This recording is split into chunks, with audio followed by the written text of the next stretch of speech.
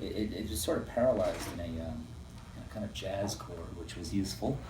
But he could only really use 2 fingers on his left hand. In the studio, 1949.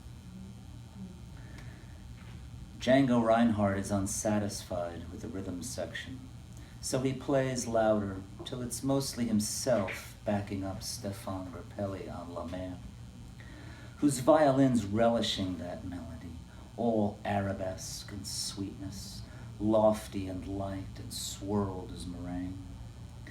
And when it's time for Django to take the lead, and he hits that first high A, his finger, one of 2 on his left hand, not deformed and paralyzed when the candle kissed the celluloid flowers, and the whole caravan swelled with flames, holds a perfect note, such as tack and sustain, haloed with overtones, trembling with faint vibrato, as though he'd been born for no purpose other than that hand, the hand he'd fought the doctors not to amputate, should find that note. 2 measures later, the melody calls for that note again, but it's not there. Instead, a weak glissando, mumbled slur across the frets, then slurred again. Is it that musician's trick to repeat the error, make it seem intended? Or is it a refusal, as though by denying the condition of music, he could tolerate the condition of history?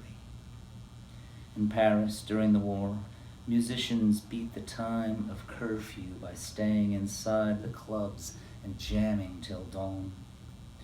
To fool the Nazis, they disguised the banned word blues as the French tristesse, a sadness.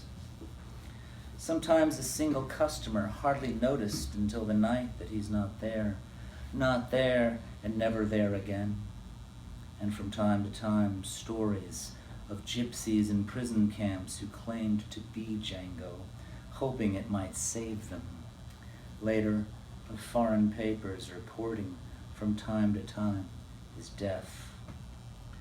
Now, that haunting note behind him, Django aspires to the lowest notes on the neck, plays them surly and sullen against the beat, staccato strikes against the melody, hammers, digs his way down, through, improvise, solo.